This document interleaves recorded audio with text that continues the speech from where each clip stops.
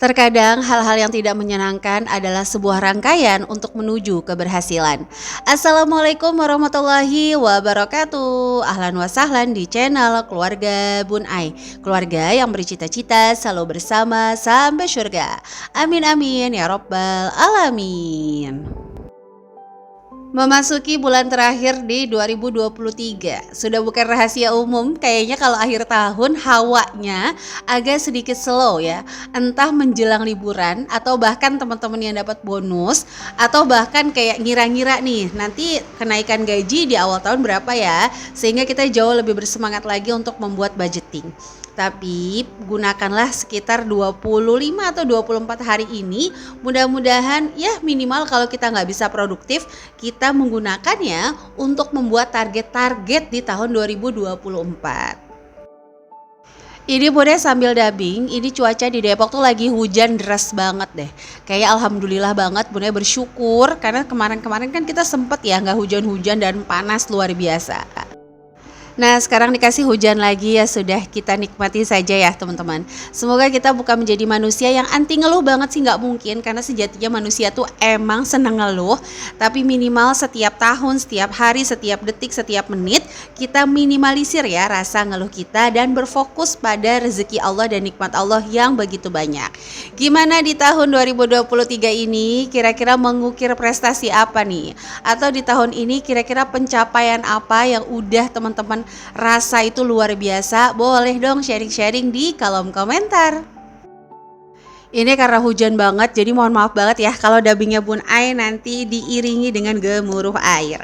Oke, di tanggal 6 Desember ini kita bahas yang simpel-simpel aja, tapi semoga apa yang kita bahas bisa membangkitkan kembali semangat teman-teman yang udah mulai santai nih sama budgetingnya. Jadi di sini Bunda bakal ngebahas trik ampuh selalu memiliki uang. Ini hasil surveinya Bun Ai dari ribuan peserta yang masuk di Smart Mom Class.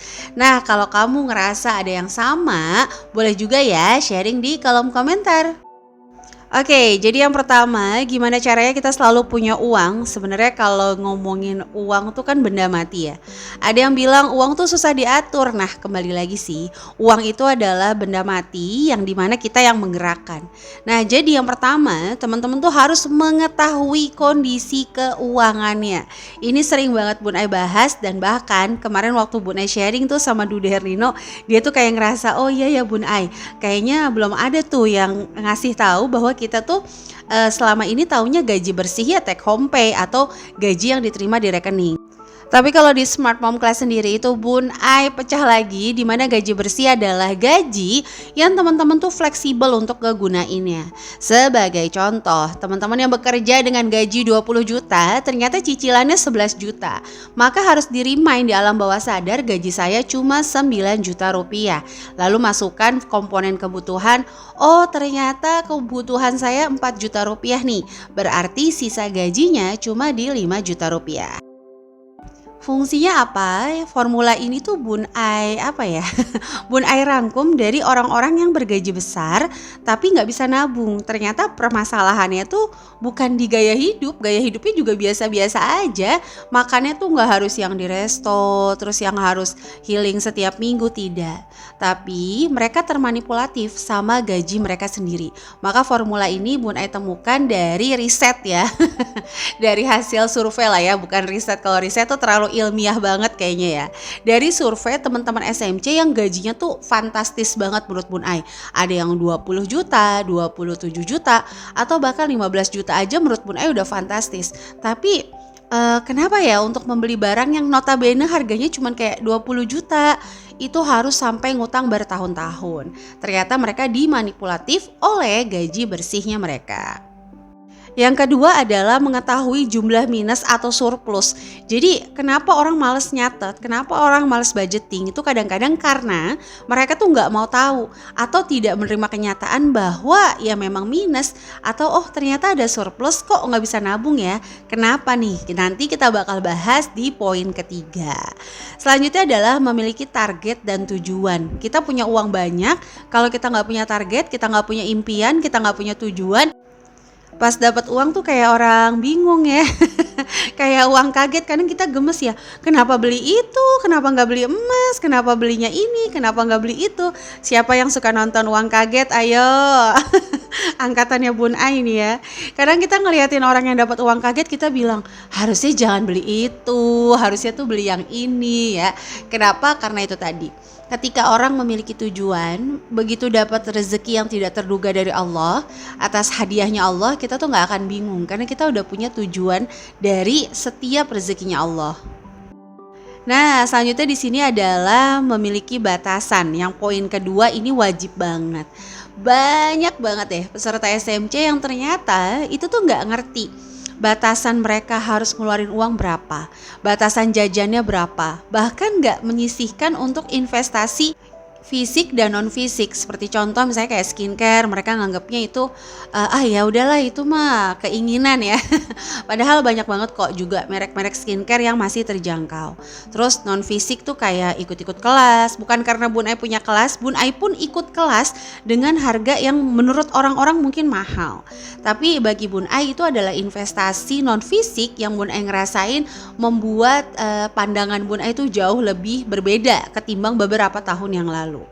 Oke, selanjutnya untuk memberi bantuan. Ini juga kadang kekecoh karena mereka ngerasa dua-duanya bekerja, terus harus memiliki tanggung jawab untuk A, B, C, sehingga itu kebablasan.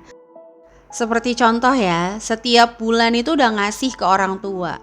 Ternyata orang tuanya diam-diam berhutang yang notabene-nya bukan buat kebutuhan, melainkan untuk keinginannya mereka. Karena ada rasa berbakti atau ada rasa yang memang harus bertanggung jawab, orang tua udah nyekolahin capek-capek, akhirnya dibayarkan. Sehingga mohon maaf, tidak hanya orang tua yang gagal mendidik anak, kadang-kadang sebagai anak kita juga gagal mendidik orang tua. Yang dianggap orang tua tuh kita selalu ada aja.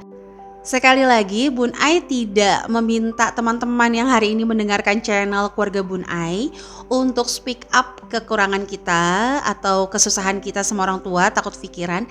Tapi minimal kita berdiskusi sejauh mana kita bisa memberikan nih sama orang tua. Sehingga kalau untuk kebutuhan, insya Allah ya teman-teman, meskipun kita susah payah, babak belur lah bahasanya, itu jadi pahala. Tapi kalau untuk keinginan yang akhirnya orang tua itu malah muncul kesombongan-kesombongan dalam dirinya, gengsi-gengsi yang naik karena kita yang memang nge-backup itu semua, khawatirnya kebablasan dan ujung-ujungnya anak kita nih yang jadi korban. Waduh, anak kita.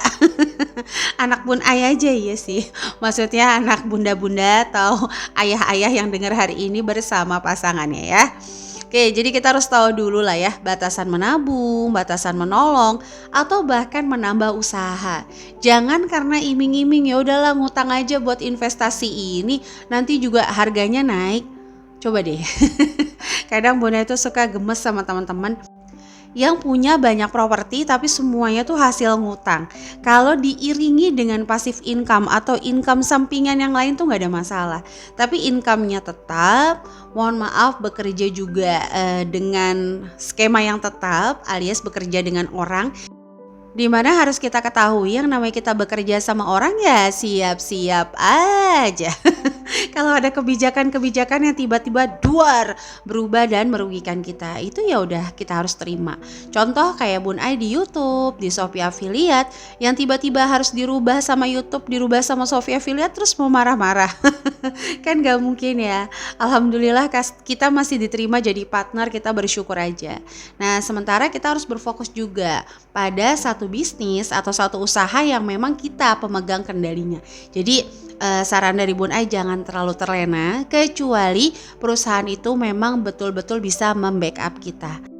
Tapi kadang-kadang perusahaannya tuh oke nge-backupnya, cuman ya kita aja hilang arah sehingga kita ngerasa terlalu nyaman berhutang dengan mudah. Oke, yang ketiga adalah jujur sama keadaan. Jadi kalau teman-teman budgeting tuh jujur, ini tuh boros atau emang minus sih penghasilannya? Maksud Bun Ai, jangan mudah mengatakan kita boros yang sebenarnya memang yang diberikan sama suami atau yang kita miliki saat ini tuh minus. Jadi kita bukan boros, tapi memang mungkin penghasilan kita yang kurang. Yang kedua tuh kita harus tahu, kita males atau nggak bisa sih? Kadang bukannya nggak bisa loh, cuman males aja, males berkembang, males menerima cibiran, males di zona yang tadinya nggak diomongin terus tiba-tiba diomongin. Atau yang nomor tiga nih yang paling penting, kita itu memang terbatas atau memang kitanya yang nggak mau berkembang. Aduh, saya mau bikin konten nih, tapi rumah saya kan A, B, C. Nah, kalau konten sekali lagi, Bun Ai tidak bilang menjadi konten kreator itu menjadi satu-satunya sumber rezeki, enggak ya teman-teman. Banyak kok teman-teman Bun Ai akhirnya alih profesi jadi pengusaha makanan, jadi pengusaha restoran, tapi kembali lagi semua yang dia usahakan itu dikontenin. Jadi konten itu sekarang dibutuhkan bukan buat menjadi konten kreator, tapi kembali lagi memang untuk bahan promosi. Nah, jadi harus jujur dulu ya. Kadang-kadang kita tuh nggak mau jujur. Nggak bisa dikasih nasehat, pokoknya ngeyel aja nggak bisa. Nah, kalau udah kayak gini, teman-teman harus memahami prioritas dulu. Misalnya punya uang 100.000, teman-teman beli gamis emang kelihatan sih gamisnya ya. Tapi kalau 100.000 terus ikut kelas itu nggak kelihatan kelasnya. Jujur kadang-kadang Bun Ai ngambil sertifikasi yang memang harganya ada yang 3 juta, ada yang 4.500.000, yang mungkin bagi sebagian orang nggak kelihatan mana gitu ya barangnya. Sayang banget, terus ujung-ujungnya cuma jadi ibu rumah tangga juga. Tapi kembali lagi kita tahu prioritas. Dengan kelas ini nanti saya akan membuat A, B, C, D, E. Dengan ikut kelas saya akan upgrade skill, saya akan punya circle yang baru sehingga mindset saya berbeda. Nah, kalau udah kayak gitu teman-teman tuh bakal lebih enjoy ngejalaninnya. Sama nih, Bun Ai ngeliat kok orang-orang yang punya peralatan budgeting lengkap, Bun Ai pribadi pun banyak endorsement yang masuk dari budgeting, sekarang udah Bun Ai cut. Kenapa? Karena Bun Ai ngerasa nggak amanah. Endorsement yang masuk itu nggak Bun Ai pakai sampai akhir. Akhirnya banyak dompet keuangan yang akhirnya Bun Ai kasih giveaway dan sebagainya. Makanya sekarang tuh kayak lagi pilih-pilih endorse yang kira-kira benar-benar Bun Ai butuh barangnya sehingga Bun Ai amanah. Nah, terakhir nih kayak misalnya kita beli planner, terus alat-alat yang rasanya kayak nambah produktif, beli tripod yang mahal, beli ring light lah yang mahal, dan ujung-ujungnya tetap nggak konten kan sayang banget. Jadi harus tahu skala prioritasnya. Oke, karena udah 12 menit kayaknya ini aja dia bisa boleh sharing di hari ini. Semoga bermanfaat. Jangan lupa untuk subscribe dan share video ini jika dirasa bermanfaat. Kalau teman-teman ada pertanyaan, ayo kita sharing aja langsung di kolom komentar. Sampai jumpa. Wassalamualaikum warahmatullahi wabarakatuh.